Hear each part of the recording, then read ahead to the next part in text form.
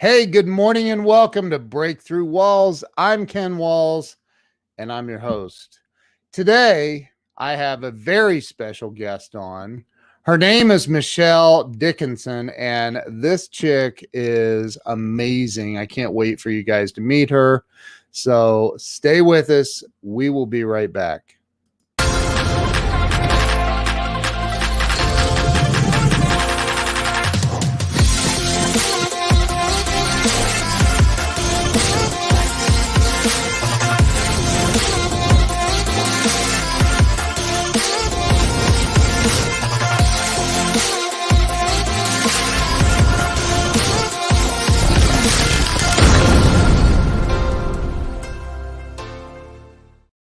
And we're back. We are ready to bring Michelle on.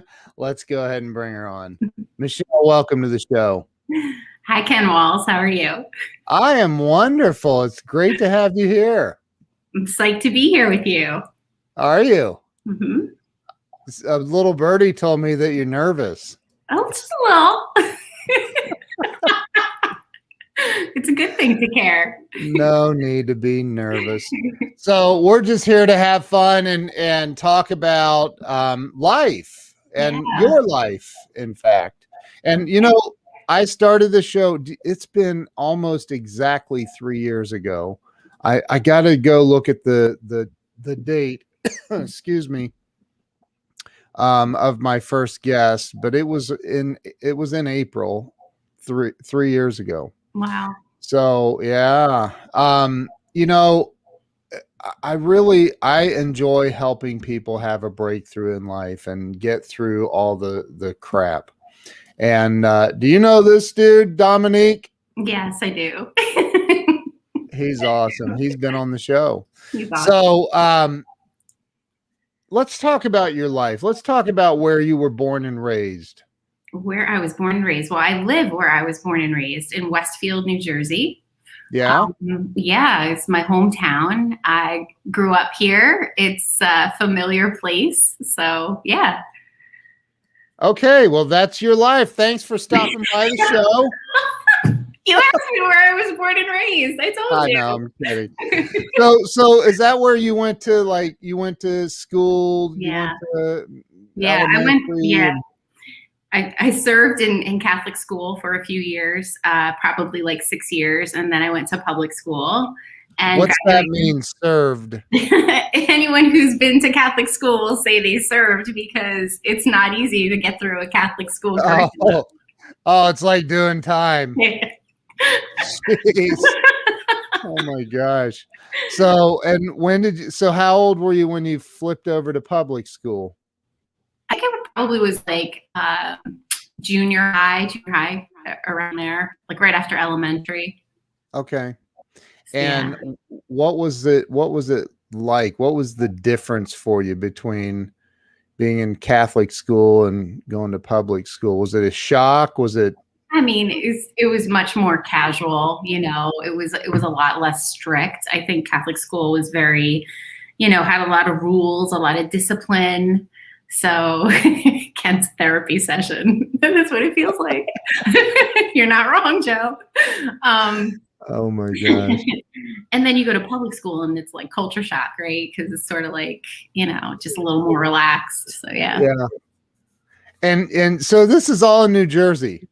All in New Jersey. Beautiful. Where's your Jersey accent? You don't sound like a Jersey girl. I love it. Thank you. That's the greatest compliment. Can you come out? Do you have one that you just hide? No, not really. I mean, I've heard some that are like, dude, you're from another planet.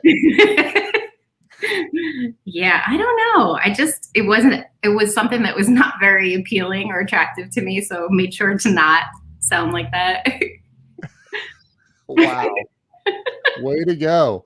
So, so you okay, so talk about what was it like for you.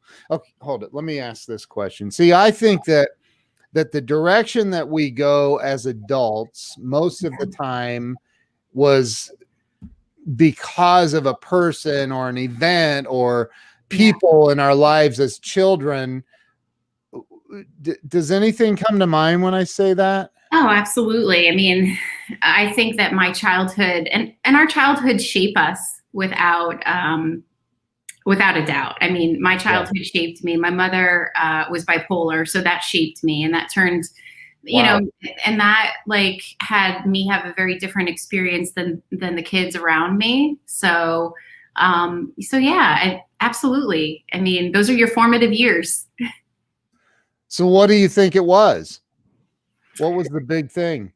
Well, I mean, so if I could share, I mean, my mother was bipolar, so it was a lot like being on a roller coaster with her, you know, manic highs, deep depressing lows. So you Mm. sort of learned how to navigate that, you know, you become a chameleon, I guess. And it also taught me how to find sunshine on a rainy day, you know, how to find the good in a situation. So yeah. Yeah, it definitely shaped me. And then, you know, fast forward, and here I am, a passionate mental health advocate out to change the world, to create more compassion. I mean, that would have never happened if I didn't grow up in such a challenging childhood and witnessing the pain of my mother's bipolar disorder. Now, is that like that? It was medically diagnosed that Yeah. she's okay. Because I don't think I've ever. I mean, I won't go there. Okay. I may have known people in the past, but I don't know that there was ever any kind of a, um, Joe, Joe Horrible. said, I'm the sunshine in this story. Oh my God. What's wrong with him? Speaking of mental health. Um, so with, how does one become diagnosed with bipolar? How does that, like, how do you even like go, hey, I'm gonna go get checked and see if I have bipolar? No, I think my mom, I mean, we have a theory that my mom had some underlying trauma that Mm, she eventually became triggered and recalled it, and then suddenly wound up getting very, very nervous and upset, and then would ultimately have to go to the hospital. So I think that her first, it wasn't like I went to the doctor and was diagnosed. It was she hit crisis, had to be hospitalized, had to undergo shock therapy. And geez, then, I know, and then come out and try to reintegrate into her family for her life, you know. And so my gosh. that's how we knew. Did you have siblings? I had two cousins that lived with me, that my Okay. parents had taken in. So, but they were with us for, I don't know, a few years, and then they left.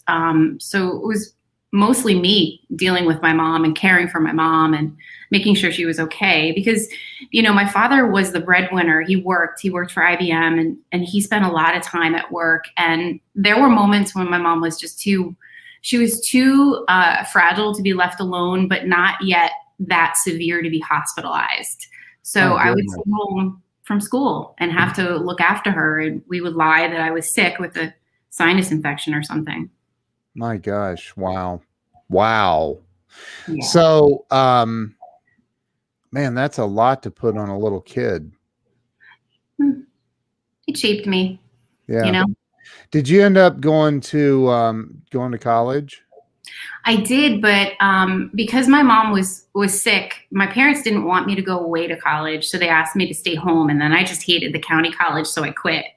And then I got a good job, and eventually, during my pharmaceutical career, I went back to school and I got my associates, my bachelor's, and my master's. Wow. You are an overachiever. So you got a good job in what? Pharmaceutical sales? No, I was.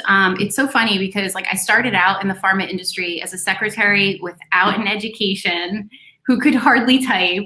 Who Wow. my first boss had like pity on me. I swear, I failed every test. They made me take a typing test. They made me take a Microsoft proficiency test. I failed horribly, and they still gave me a shot. And so that was my first job. And I just worked my way up from a secretary to doing medical education for physicians, to then land into the regulatory space. And then I was in regulatory quality, where I eventually would leave the industry as a director. And I was quite proud of that.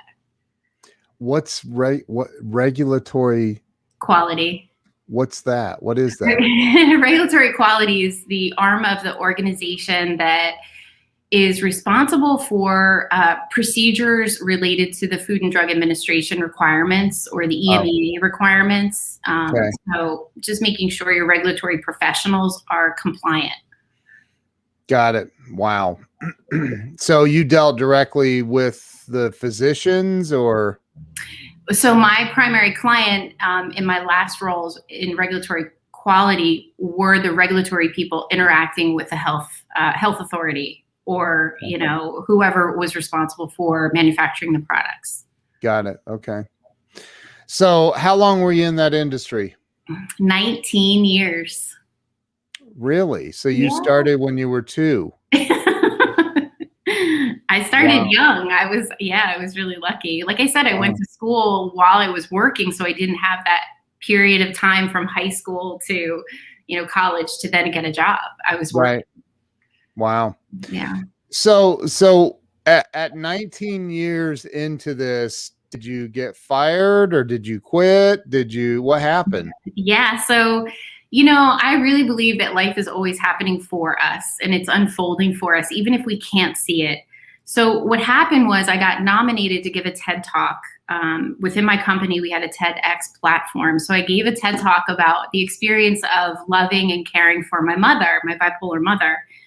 And that changed everything. That actually led me to write my book, Breaking Into My Life, which is a memoir to humanize what mental illness is like for people that love someone and what that experience was like for me growing up and sort of what I learned from that. And I got really connected to just wanting to use my story to cause change.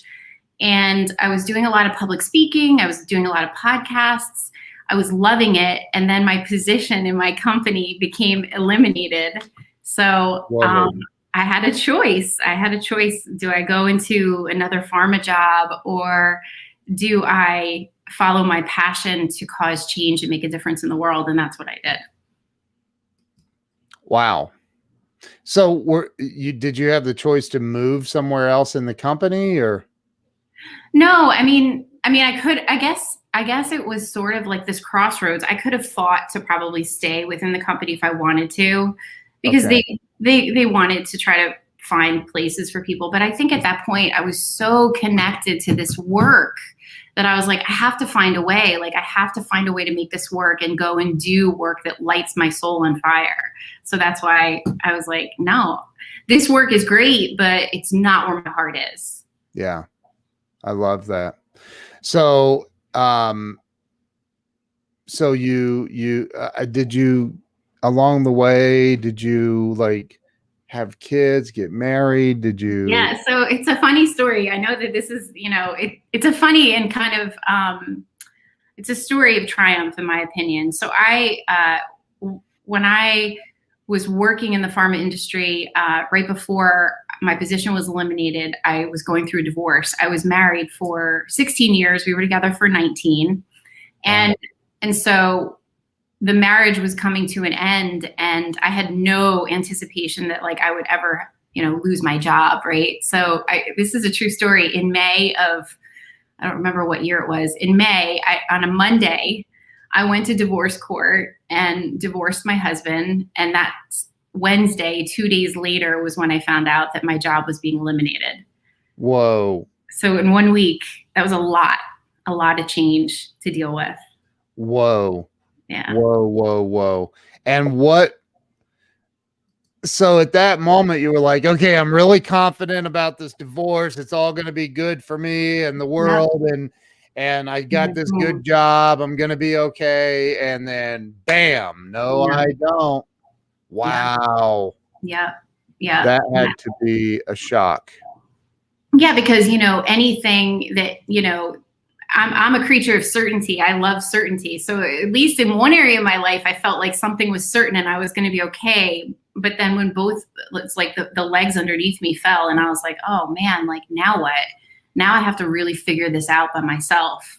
Yeah. So yeah, it was definitely a big moment, a big turning point for me. So so that was on a Wednesday. So what was Thursday like? It was not, it was definitely, you know, it was so weird because I had planned this party for the following Saturday.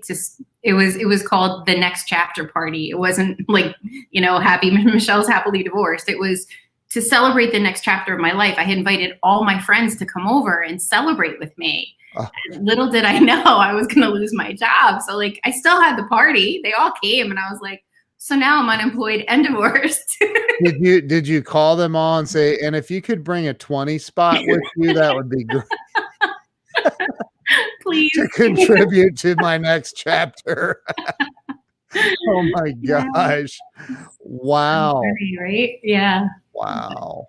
Yeah, but you know, honestly, but what doesn't kill you makes you stronger. I mean, I laugh at it now, but I definitely was struggling. I definitely, you know, I had been diagnosed with depression early on in the divorce process. I have no problem talking about that. I had never been diagnosed with depression in my life. I just dealt with seasonal depression. But so I had a therapist, and thank goodness I was able to, you know, make sure that I was getting in to see him and get my appointments in, just so that I could navigate it powerfully. Yeah. Good for you. Wow. And hey, I think that therapy is a great thing, by the way. I've been there. So so how long ago was that?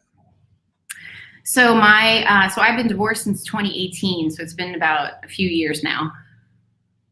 Yeah. Okay.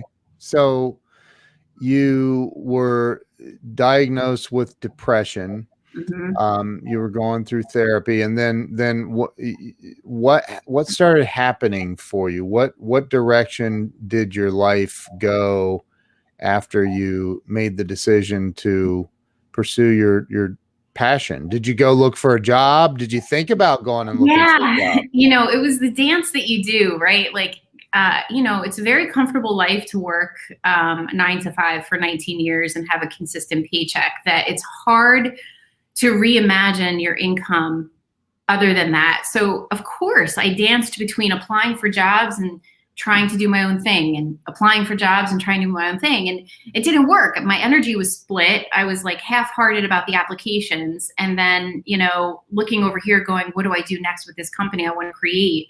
So I had to just sort of make a decision, put a line in the sand and say, this is what I'm doing.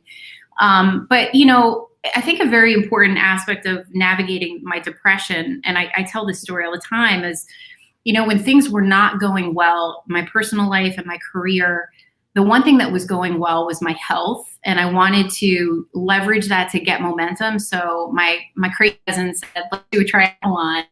And I threw myself into training for this triathlon so that I could get momentum in my life in one area. And it totally worked. Like, I had asked my doctor for medication and he was like, no, you have to find ways to navigate this. This is a life experience. And just the training and the eating well and feeling good about my body, all of that gave me like this incredible momentum that I was able to then be able to clear my head and go, okay, enough with trying to apply for jobs that you really don't want, and really just focus on the direction you want to go. Put all your energy in that direction and stop getting distracted. So that's what I did. Good for your doctor for saying no to the meds. That makes me happy to hear that, because I'm not a fan of those meds. So I think that, so you focused on this. Did you do the triathlon? I did, and I just signed up for the one in July because it's back. I saw that on Facebook. I'm so excited. Yeah. That's wow. I mean, that's pretty serious. The triathlon stuff, like that's biking. How far? Yeah. So if I remember correctly, it's a 1/4 mile swim. It's a 5K run and like 15-mile ride. That's insane. You train for it. Come on, Ken. If you train for it, you can do anything. You just have to put a plan together and train. That's all. That is true. That's true. Yeah. For everybody but me, I could not do a triathlon. Okay. I'm kidding. So So you got focused on that. Your doctor said no to meds, which I think is awesome.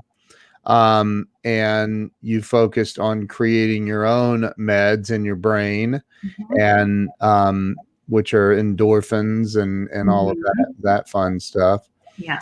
And what were you doing along the way? I mean, I assume that you needed to have an income along the way, Yeah. money, right? Yeah.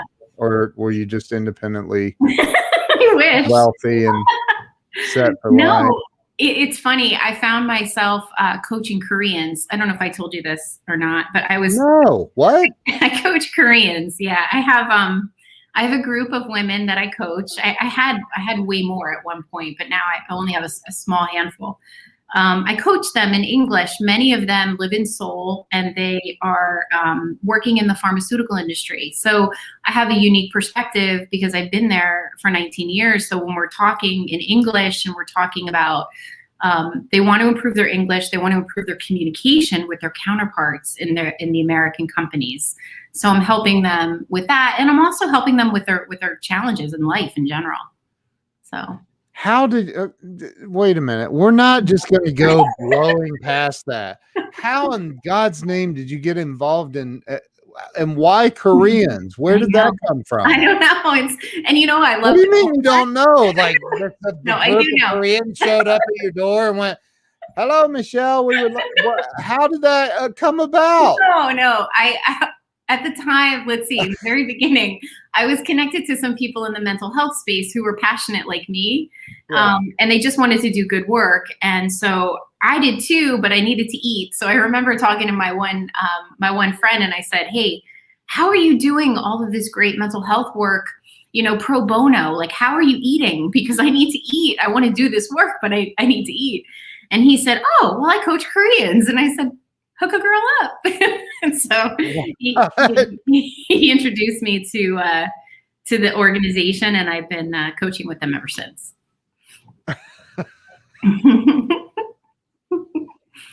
Okay. And what, like, you coached, like, I don't even know where to go with this. So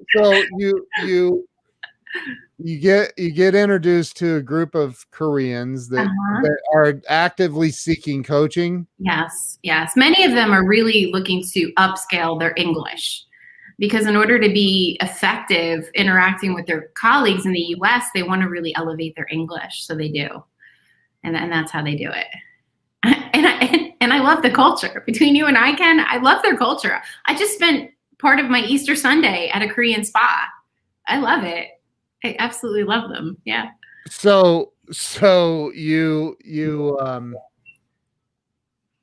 I can't even imagine. Like I've never been in that situation. I coach too, but I've never coached a group of Koreans. So day one, you show up for Korean coaching class or whatever. Like how You're does so that funny. work? I You don't get even to get know that. them. Come on, they're not aliens. You get to I know know. them. Well, if they were living here, they would be. So I'm not making fun. I have a lot of Korean friends, but I okay, so now here you are, this Yeah, American that do you speak Korean? I do not a drip. Holy mother of God. Okay, so you show up. Oh my God. Okay, so you show up, you're Uh-huh. gonna coach Koreans Uh-huh. because that you're obviously highly qualified to coach Koreans. Wise guy. Well, I mean, come on. So how did it go the first day you show up? How many people were there in the class? It's one on one. It's one on one. Oh, Not a class. It's one on one okay. coaching around whatever whatever is there for them to work on. Whether it's they're writing an email, they're working on a report, they're working on a slide deck. If they just want to have a conversation about what they're dealing with, it's an assortment of whatever they need support with. And is it all like pharmaceutical related or? It's ironically all the people that I coach happen to be in the pharma space, whether they're in a clinical company or in a pharmaceutical company, they're all connected to the industry. So it's helpful that I have the same knowledge as them. I suppose probably would help if you spoke Korean. I'm just saying, but not if they're trying to improve their English. I get it, but I'm just like picturing like when they say, you know, how do you say, yeah, wow. So how long have you been doing that? Probably since maybe 3 years now, 2.5, 3 years. Wow. Yeah. That's pretty cool. It is really cool because like there's always so much for me to learn as a coach. Like as much as I'm sharing with them, I'm learning a ton about their culture, about the challenges that they're dealing with. I'm sort of learning about, especially with the coronavirus, like what's going on in your country. And then they go, what's going on in your country? So we get to talk about that. Right. Okay, girl. Coaching Korean. that is so funny. I don't know why I find that so funny. Oh my gosh. Lisa Patrick, she's amazing. There's a friend of mine in Canada. So do you know Lisa? I don't. Nice to meet you, Lisa. She's amazing. So you're their sounding board and you get to help guide them in their pharmaceutical careers. Now what positions are these people in the pharmaceutical world? You know, it depends. The one woman I am coaching is like a VP for Novartis. Another woman I'm coaching is she works for a tech company where they're doing mergers and acquisitions. She was blowing my mind about avatars and the future of tech, just like mind blowing. Another girl just got laid off, so I'm helping her stay empowered around her, what she's going to do next. So we're going to look at her resume and stuff. Another girl was diagnosed with cancer, and I basically was helping her, like holding her hand and keeping her empowered throughout that entire journey. And knock wood, she's healthy now, but like, life shows up. And so people just need support, so yeah. I just serve. I just show up and serve however they need me. So amazing. Absolutely. I did not know that about you. And I think that is absolutely amazing. Wow. I want to coach Koreans now. Yeah, I think everyone does that's listening. Like I just put myself out of business. Now all these coaches are going to go after my Koreans. There you go. So, that's amazing. That's absolutely really cool. So, but let me ask you that. I mean, I guess it does kind of go in line with the mental health stuff that, like, you have a business. Right. Let's talk about your business. What's it called?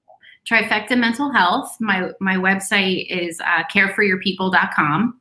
Care, like FOR? Careforyourpeople.com.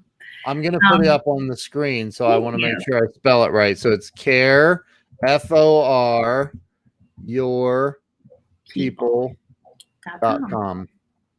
Okay. So what I do is I work with organizations, mostly HR leaders and company owners who just want to do more for their people right now. We're dealing with a mental health crisis. We have 1 in 3 Americans dealing with depression or anxiety right now. And if we don't help these people, I don't want to say what's going to happen, but, it's an opportunity for employers to really show up and empower their people and have them feel supported. I think we need to move away from, here's the 800 number, go call a doctor. It's like, well, what else can you do to be empowering your people? And I have programs that do that. And I'm really committed to causing change and creating more compassion in the workplace. And I normally get into this later in the show, but I want to bring this up because I think that this is incredibly important. A friend of mine runs the entire state of Ohio, the suicide hotline, for the whole state. And he's the director or whatever. And him and I were talking, and this was mid 2020.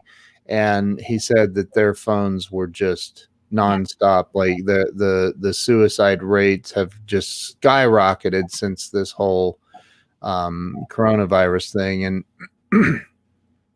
if somebody reached out to you and Mhm. said, I'm barely hanging on to life, I just can't figure it out. I can't pay my bills. I can't, Yeah.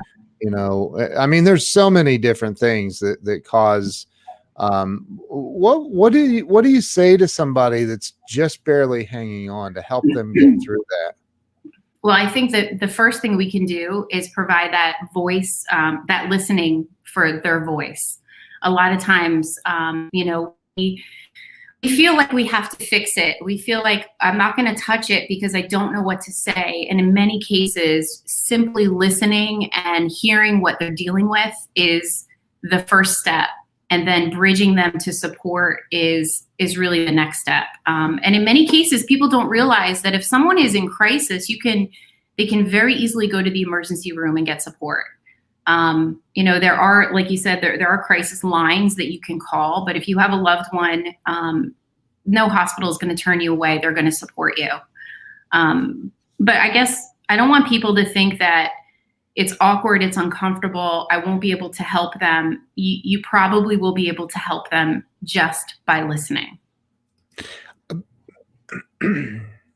What about the the feeling of I'm not qualified to help them? I mean, I sit here and I listen to you. Obviously, you've helped a lot of people with this, but what about the people who, I mean, you have a master's degree, But what is qualified? No, right? like it's having a heart. It's having a heart and being a human being. We Yeah. we overcomplicate it. It's literally just about being a caring human being that can make all the difference for someone. So That's don't take it on. Don't take it on that you're like, I have to perform the role of a clinician, and oh my goodness, like that's a lot to carry. Like simply listening and extending yourself and getting their worlds, being generous with your listening. Yeah. People long to feel heard, and when they're struggling, the biggest thing when they finally feel like they should talk about it and get out of their head, my goodness, listening can be so powerful. And so that's for people who are helping Mm-hmm. the people that are going through whatever, but the people who are actually going through it, do they even, because I've been through it. I mean, I'm a recovered alcoholic, and trust me, when you are already depressed and then you put a depressant in at ungodly amounts into your body, you just get more depressed. And so I can remember many times thinking, what's the point of living? I can many times throughout my drinking. How do you, and I never one time ever thought, well, I'm going to go to the hospital, or Right. I need to tell somebody that I'm in a funk, or I'm depressed, or I'm, feeling. But that's it. But that's it though, Ken. Like get out of the vortex of your head and talk to someone. That could be right. anyone. But how do you get people to do that? Because I don't think most people do. I don't think most people are willing, or it's not even willing. It takes courage. It does, a lot of courage. I say be a stand for them and always be checking on them. How are you doing today? How are you doing today? Hey, I woke up in a funk this morning. How are you doing? Open the door. Just open the door and create the space. And when they're ready to talk, they will know that you're the one that they can go to. Yeah. Forcing someone is not the solution, right? No. Like that will never work. So I say create the space and the invitation and relentlessly love them and check on them. Again, what if nobody's aware though? What about the person who's actually going through it and they haven't told anybody they're going through it, and they're feeling depressed and they're scared to reach out to somebody, they're scared to talk to somebody, they're worried about judgment, whatever it is, I mean, I've often wondered, the people who actually commit suicide, it's devastating for the people who love them, devastating. Yeah. because, you know, I know, I know personally of someone that did this, and it was devastating for the people who loved him. Yeah. And you know, I think, why wouldn't you, what has to happen in the human mind, Yeah. in someone's brain, to get them to that point Yeah. of saying, I'm done, it's over. Yeah. It's the hopelessness. And that's, you know, one of the things that I preach is you have to find the courage to talk to someone, whether it's your best friend, your partner, your mother, someone. You have to find the courage to talk about it, because when you stay in the vortex of your mind, you know, we make it bigger and bigger and bigger and bigger and bigger and bigger. Yep. So if you could find the courage to just find someone you trust to talk to, it doesn't have to be a doctor. It just could be a friend. It could even be a listening hotline. Like in my community, we have something called Caring Contact. These are trained listeners. They will just listen to you. You call, and even the hotlines, like the one that your friend runs, they will just listen to you. So just get it out. Find some place to get it out. Then sit in your head and just go into this vortex. Yeah. Yeah. And, you know, in the recovery movement, we have a saying, my mind is a dangerous playground. You know, don't hang out there too long if you're feeling, if you're in a funk. One of the things that I talk about a lot is, you know, if you're, I do know this, it's impossible for the human brain to hold two thoughts at the same time simultaneously, right? Yeah. And so when I'm focused, I literally just released a gratitude manifestation journal, and it got published yesterday. And I'm because I want people to start focusing on what they want to attract in their lives, and what, you know, so when you're in a funk, when you're in a depression, one of the best things that you can do, and I'm speaking from a lot of personal experience, me, not telling somebody else, me experiencing it. And that is, go help someone else. I don't care if it's go to their house and get on your hands and knees and scrub their floor, take their trash out, weed the flower bed, help somebody else feel better about their life. And when you're focused on helping someone else, it's literally not possible for your brain to focus on your crap at the same time. So true. You agree? Because, you know, I like that better than think of the 3 things you're grateful for, because people just want to smack you when you say that. It's like 3 things. But when you get into action and you actually extend yourself to someone else, you can't be in your head about whatever you're worried about. Yeah, you're right. You're right.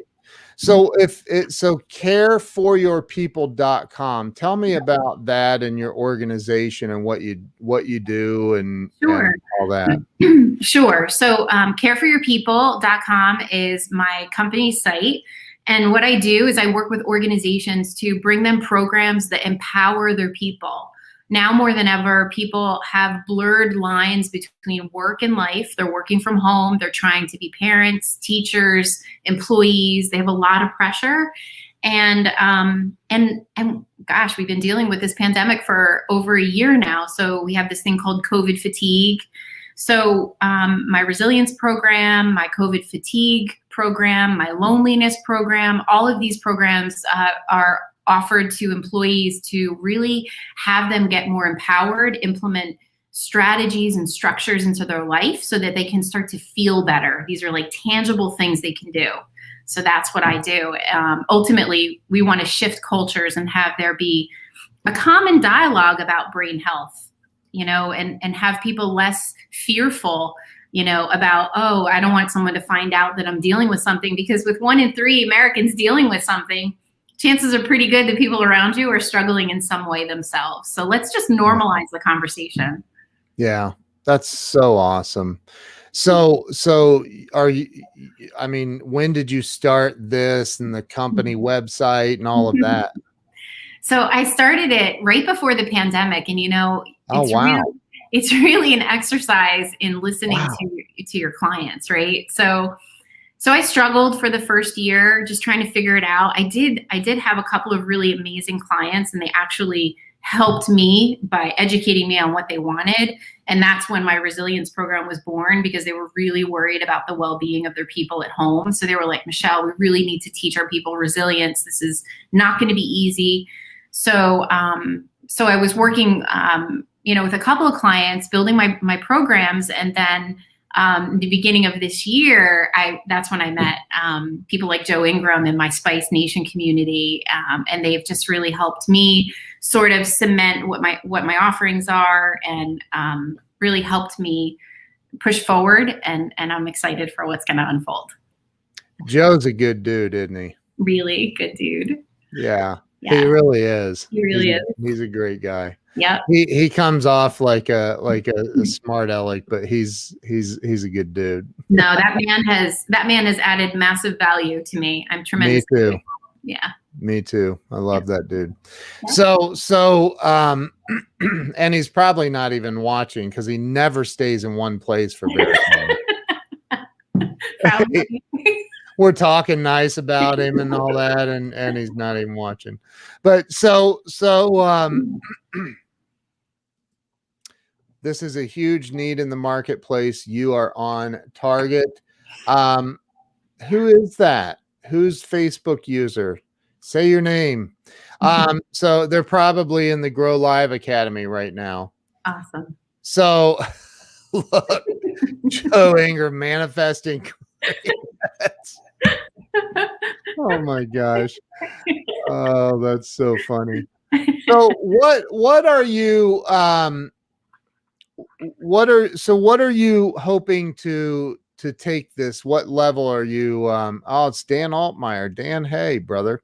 So what direction are you hoping to take this? When I set out to create my company, I was thinking, I could help one person at a time, or I can help shape cultures within the workplace. And that's what I want to do. I want to reach employees through their employee culture, because when you're trying to remove a stigma from our society, it's a great way to go about it by doing it one workplace at a time, right? People spend how many hours at work interacting with their colleagues. So if we want to really eradicate stigma, that's how you do it. So I want to hit every organization I can possibly hit, and let's create more compassion and more resilience in the workplace. What's your sales pitch? I mean, what do you say? Like, who are you calling on? Are you calling on HR? Are you calling on CEOs? Yeah, like it's HR leaders, it's CEOs. I have a CEO who's really concerned about their employees being lonely, working from home, being lonely, right? And they're like, well, what can we do for our people? I had another organization, their HR person was really concerned because they largely had millennials, a very social group of people. You put them in quarantine, they were really worried about them. Yeah. So yeah, it's HR leaders, it's company owners, it's just people that want to do more than traditional EAP. And here's the 800 number, go get some help. It's the organizations that get that when their employees are engaged, they're performing, and that affects their bottom line. When they're not engaged and they're not performing, they're out on disability. Then you have turnover, and then you have high costs. So it's a win-win from a good human being perspective to a bottom line perspective to do more. So give me a real life example, without using a name, obviously, but give me an example of how you can, let's say I'm the CEO of Google. Yeah.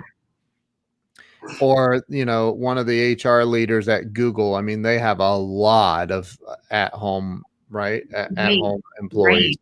Right. What can you do? So you're talking about a proactive kind of like get in front of this before it happens. Before. Right? I ask leaders all the time, can your organization sustain a suicide? Do you even want to? No. Right. No. But yeah. So So what do you do? What, you roll out a program to all of the employees, and what is that program? What's that like? Let's use my resilience program as an example. It's rolled out. It's a webinar. It's interactive. It's the tenets of it are basically like, the first thing we have to do is get present to how we're really doing. And many of us are so busy and so focused that we're not even checking in with ourselves. So the first thing I want you to do is I want you to get a present based on a rating system that I have of how you're really doing. And if you're not doing well, then you need to do the following things, and then it's, what are you doing on the day to day? Are you getting enough sleep? Are you over consuming media? Like, what are your daily habits that are contributing to you maybe not feeling the best you can feel? So it's really about what empowerment strategies you want to give your people so that they stay in the cockpit of their life, and that feeds into their work. Wow. So now everybody can see that that's not a green screen behind you, because lights are moving around, reflections of the sun. So that is a very beautiful home that you're in. Thank you. It looks like you've done well. So talk about what. It's an apartment. Well, it's a beautiful apartment. Well, thank you. So talk about what you think, in your opinion, what do you think holds people back in life from, and I'm going to, this is a two-part question, but I think that it's related. This is my opinion only. What holds people back from financial success and real happiness and joy in life? And I think those are related. I really do. I know people are like, money's not, well, I disagree. Like, money's not like Zig Ziglar said, money's not everything, but it ranks right up there with oxygen.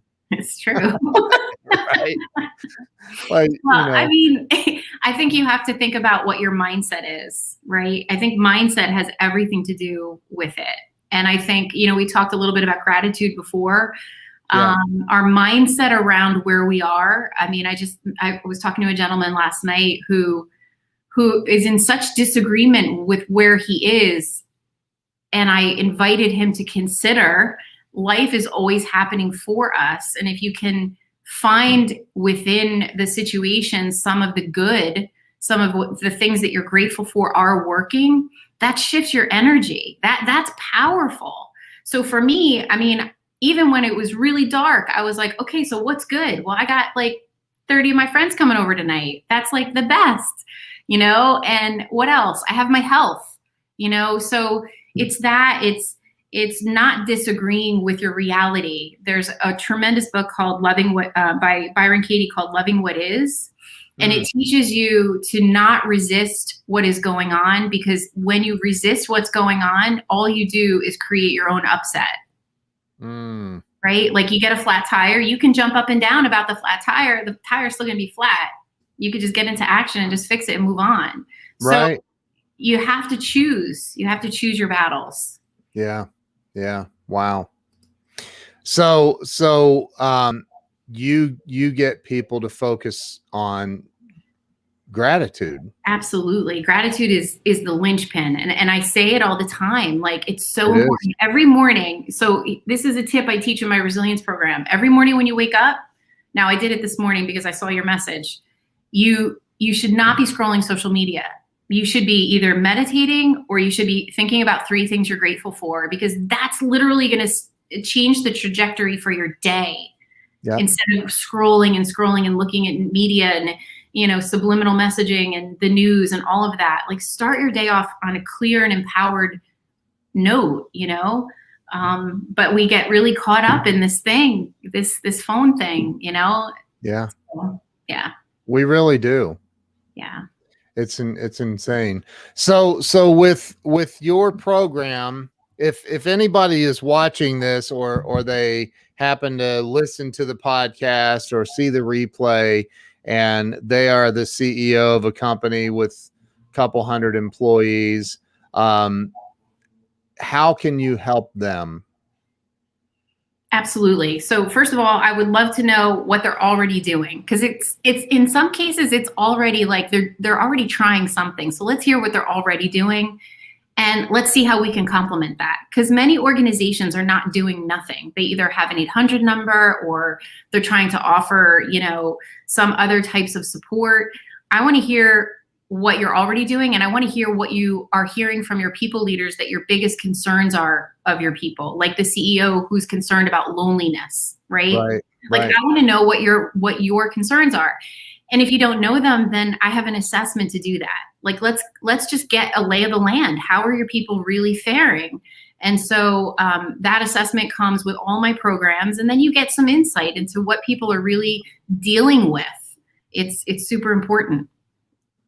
Charles just put. That's my other website. Is there Michelle E. Dickinson? Is that right? Yeah, that's right. That's my other website for more about me and my book and my background and my first responder work. I'm also doing first responder work with my business partner who's a police sergeant. So we're doing a bunch of different work. Yeah. So show your book and talk about your book and talk about when and why you wrote your book. So this is my book. It's Breaking Into My Life, Growing Up with a Bipolar Parent and My Battle to Reclaim Myself. Hold that up. So, oh, look at that. That's a beautiful cover. Wow. That's amazing. So talk about the book. Yeah. So I mentioned earlier I had given a TED Talk, and the TED Talk was what really led me to write the book, because the power of storytelling is amazing. Yeah. So 4 long cathartic years, I wrote the book to tell my story of what it was like to grow up with my mom who had bipolar disorder, and, you know, how that shaped me into the young woman that I became, and then ultimately an adult. And in the back of the book, there's an epilogue where I was able to really dig deep and find out for myself, you know, how all of this has really served me in a positive light. So I was able to really recognize, you know, my mother's illness shaped me in so many positive ways, and I'm so grateful for that. So yeah, that's my book. That's my story. It took you 4 years. It did. To write that. You know, it was one of those things, Ken, where I didn't know if I'm going to write another book. I wanted it to be a real vivid reflection so that, you know, when you're reading it, you're with me, you're like sitting next to me and you get the entire experience. So I really wanted it to be that way for people. And a lot of people did say that they felt like they were with me in the journey. So yeah. There's a great question from Dan Altmeyer. What is the optimum size of businesses that you're looking to serve? You know, it's a very interesting question, because I've been fortunate to work with medium-sized pharma companies to small companies. Optimal is, I mean, it's interesting because it just depends on the number of people that they want to train. If they want to train their entire organization, then we just figure out logistically how to do that. Wow. Ultimately, everyone needs care. I'm not going to say I'm only willing to work with this size company. I want to help as many people as I can, and we just have to logistically figure it out. What about one-on-one? Do you offer one-on-one coaching to non-Koreans? I do. Absolutely. And that's on the other website that your friend popped up there, MichelleEDickinson.com. You can learn about that. For one-on-one coaching. One-on-one. Yes. Now, do you have separate categories for Koreans and? No. You are a funny man. Your energy is just, you just seem, gosh, you seem so happy and just glowing. Like every time I've ever talked to you, you just seem happy and radiating good energy. Thank you, Ken. Thank you. Yeah, you do. Appreciate that. Yeah. So it could be any size company, it sounds like. Yeah, exactly. Yeah, I would love to try to help as many people as I can. What about a company with Dennis? Dennis is in China. He lives in China. How about in English, maybe? Do they speak English? I don't speak Chinese. Yeah. So I love what you're doing. I love your energy. And I thought we were friends. If you, by the Bering Straits theory, I may be Korean. What? I don't get it. Charles, that went right over my head, dude. So look, I love what you're doing. I love your energy. I love the way that you're really, you can tell that you genuinely care and you want to help people. Thank you. I do. Good. Thank you so much. I'm so grateful to meet you. Yeah, likewise. Because of Joe. Joe connected us. Yeah, Joe Ingram. So everybody needs to now. Where is the best place to follow you on social media? So Facebook, of course. Facebook is absolutely a great place to follow me. You could go to my website, michelledickinson.com, the other website, and you get all my social media there. Instagram, LinkedIn, all of it. But my information for Instagram is Michelle Dickinson 71. Okay. Yeah. So what's the 71? That's the year I was born. Whoops, we just gave away her age. It's okay. I'm okay with it. Oh, wow. You're still a youngster. So let's see. Native Americans are believed to have come from Korea. Oh, there you go. Okay. Love that. Well, then, Charles, you could coach with Michelle. Yeah, man. So, all right. Well, Michelle, are there any final words of wisdom that you would like to anybody that's going through a bunch of crap right now and they're they may be just barely hanging on? What are some final words of hope and wisdom you would leave them with? Don't underestimate that the ones that you think are strong. So checking in on people and just asking them how they're doing can make all the difference for them. They might not have anyone else reaching out to them. So don't step over it. If your gut is telling you to make sure that you're checking on people too, be sure that you're doing that. And especially if people that you know and love go silent on social media, it might be a detox, but then it might be that something is wrong. So check in on the people that you love and the people that you care about. Love that. That's so true. So true. In fact, it's the ones that are going through a bunch of crap that they try to put on an act of being strong. And so, yeah, I agree. Michelle Dickinson, thank you so much for coming on here, sharing this time with us and your wisdom and your glowing energy, and you're amazing. So thank you. I appreciate you being here. You're welcome, Ken. Thank you for having me. All right, everybody, go follow Michelle. Go to careforyourpeople.com or go to both of them. Just go ahead and go to both. Go to michelledickinson.com and check her out. Hit her up. Let's help blow up her business. And if you know any corporations looking for help and need programs put in place, send them over to Michelle. Yes. Thanks, you guys. Thank you to everybody who shared this. Have an awesome day. Michelle, stay with me. I'm going to end the show, but stay with me. I'd like to chat with you. So we'll talk to you guys later. Have an awesome day. See you later. Bye-bye.